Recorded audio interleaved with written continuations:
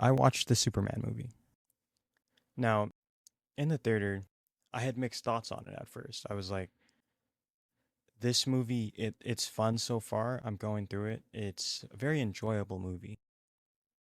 And even while watching it, there were some things that I saw that I just didn't quite get, didn't quite like.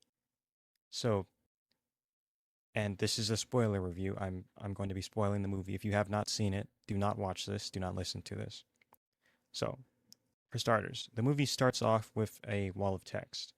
And this wall of text is telling you what Superman's been up to in the last 3 years. So it tells you, let's see, it tells you four things. And I'm going off memory. I watched this maybe a week ago, so I don't remember everything. I'm going off of memory. It tells you a few things. It tells you that metahumans first showed up to Earth 3,000 years ago. Okay? Then it shows you that Superman was sent to Earth 3 decades ago. So that's 30 years. He's 30 in the movie. And then it tells you that he came out as Superman 3 years ago. And then it says 3 hours ago. Um, I don't remember that part, but but it's it tells you the early life of Superman. Basically, it's saying that he lost his first fight, and that's the start of this movie. It's a wall of text instead of maybe I the issue I have with this wall of text is that I feel like it should have showed you the fight, but instead they're kind of like it. He hits the ground in the ice. He's badly injured, and you just kind of have to go with that because yeah, he's not in a good state. He's been beat up. You don't know who beat him up. It doesn't tell you, but that's just what you have to go with. So that's what you have. He lost his first fight. He's badly injured. And going past that, he whistles for Crypto. Crypto grabs him, and Crypto grabs after jumping off on him for a bit. I'm pretty sure he broke a few of his bones, but it was weird. But James Gunn likes his jokes. We'll get to that later. But he Crypto drags him to the fortress, and fortress opens. The robots pick him up. They're acting like robots. Blah blah blah. This is the big opening. You probably saw this part in that clip. They take him to that little thing. They play him.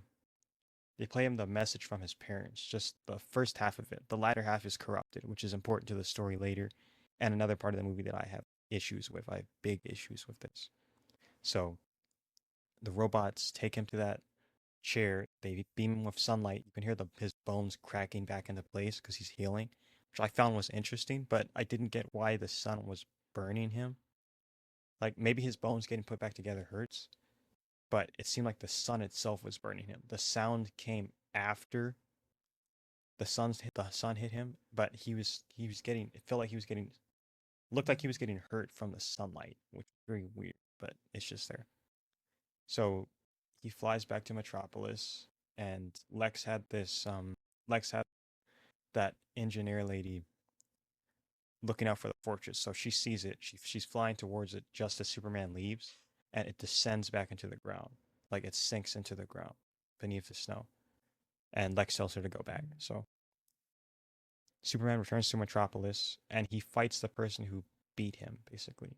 Then this guy is called the Hammer of Boravia. And spoilers, this guy is a clone of Superman, and that's important later in the movie. And another thing I have issues with, but that's later. Now, I'm not going to explain the full plot because this isn't really a review. It's more like my thoughts on the movie. So, skipping forward just a little, Superman and Lois Lane have this big argument because how this all started was Superman went to Boravia and he trashed a few of their tanks and their weapons and was like, you're you're going up against like I he didn't like what they were doing against other people basically. So he flies down there, he trashes their weapons, and he threatens their prime minister, their president or whatever. And this the Hammer of Aravia, who is actually working for Lex Luthor, and just so you know, the prime minister of Aravia is also working with Lex Luthor. So there's this whole plan set up to kill Superman. So Superman going down there to Baravia allows Lex to claim that he's like something of a threat to this committee, this government committee. And he's telling them, you have to authorize my plans to destroy Superman. And they don't take his offer because he doesn't have enough proof, I guess. And the proof that Lex will use later is the message from Superman's parents. And he didn't intend for this to be anything. So they break into the fortress. Him, the engineer, and a few of his. What are they? No, him, the engineer, and Ultraman, who is the Hammer of Baravia. They call him Ultraman in this movie. And I feel like Gunn is not going to bring in the real Ultraman. This is just what we get. This is it. And they break into the fortress. They steal the message. The engineer manages to decrypt it somehow. It's just like she's just there to do what she needs to do.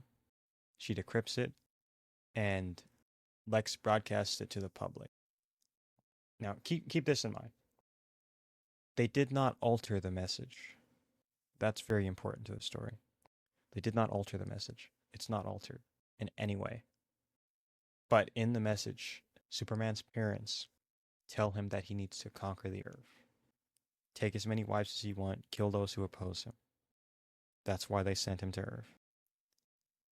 And when I first watched that in the theater, when you first watch a movie, you typically don't really think about it. You're just going through it. Then you watch it a second time and you see the issues that you didn't see before. But watching that scene in the theaters made me see the issues with the rest of the movie, like while watching it, because that is not Superman's parents. It's not.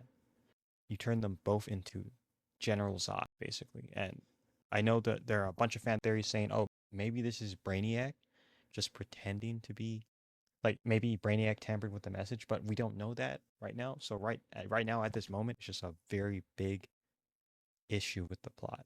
And another issue is that humans cannot translate Kryptonian, but somehow they manage to translate the message. Like, sure, you can decrypt it, you can fix the corrupted half, but you're not going to know what they're saying. None of you speak Kryptonian, but they were able to translate it with the quote unquote best human linguists on the planet. Does that make sense? Not really, but it's there. So, I mean, can't really do anything about it. And they decrypt the message. Lex broadcasts it to the public. It ruins Superman's reputation. They turn on him instantly. Like, everyone believes it. Maybe there'd be people who are like, okay, maybe this isn't true. This could be a lie.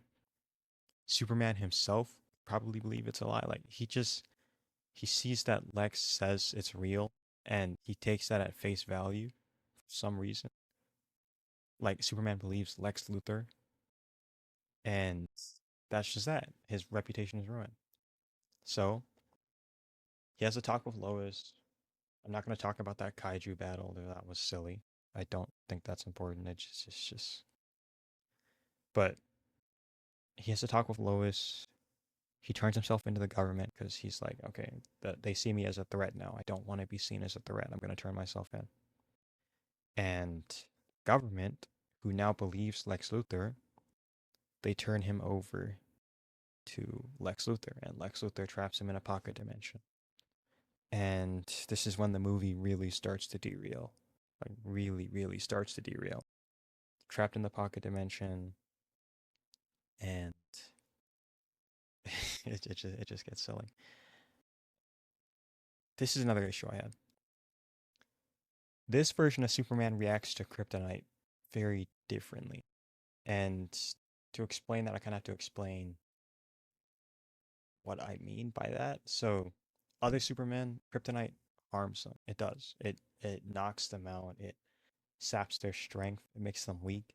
It makes them kind of like a normal man. Like most of the movies we've seen, kryptonite acts a bit like the red sun. Like it makes him like a normal human, but it also weakens him. I think the best example of this is Batman versus Superman because it made him cough a bit. And then on top of that, he was also weak. So he was getting beat up by Batman, but he recovered from it very quick. This Superman, you put kryptonite up to him, his face burns. He gets these veins on his face, and it it just goes to show how weak this version of Superman is. And I'm not saying that to disparage like the character overall. It's just watching it, he never won a single fight. That was my biggest issue.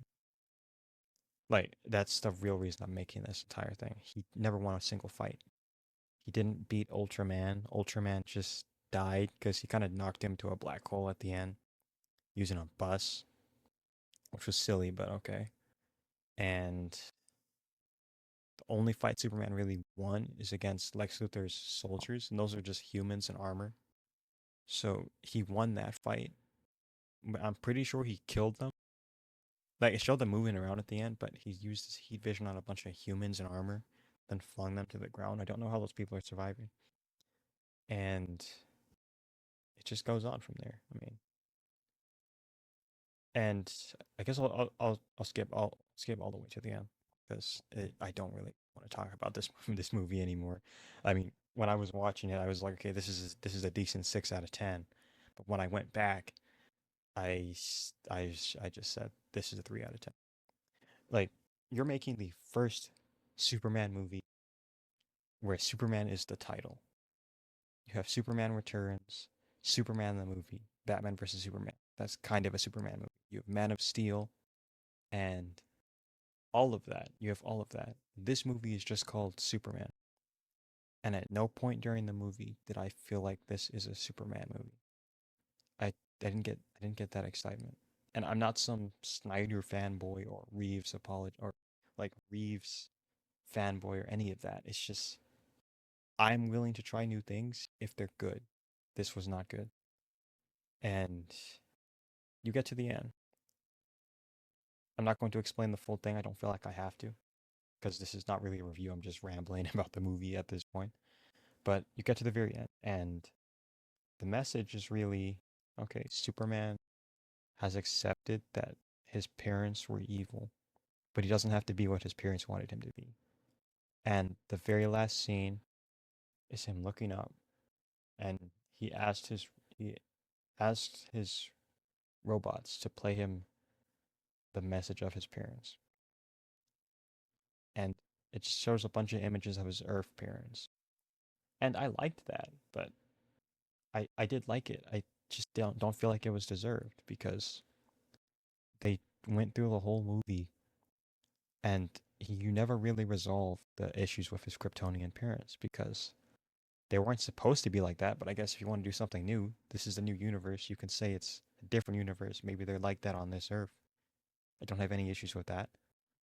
But it just didn't feel like it needed to be there because what are you going to do in the future? If his parents are both like this, can you have a General Zod? Are they going to bring his parents back and like they did in the comics before? It was very bad, but are they going to do that? Are his parents going to come back and one of them's evil? And if his parents do come back, I know 100% it's going to be his mother, and he's going to have to deal with her being a villain, and she's going to be trying to get him to join her, and all of that. And I know for a fact that James Gunn is going to do that. If well, I don't know for a fact, but if he does do it, it's going to be her. It's going to be Lara. But those are my thoughts. I mean, I would not recommend this movie. I'm just I'm just being honest. It's okay, but as a Superman movie, I don't think it did a good job. I don't think it did a good job, and this is what we're in for. This is the DCU. This is what we're gonna get. Unless it improves down the line, this is literally what we're gonna get. And it's not the worst thing I've ever watched, but I do feel like maybe James Gunn shouldn't have been the director. Maybe it would have been a bit better if someone else had written it, all that stuff. Those are just my thoughts, and I'll leave it at that. Take care.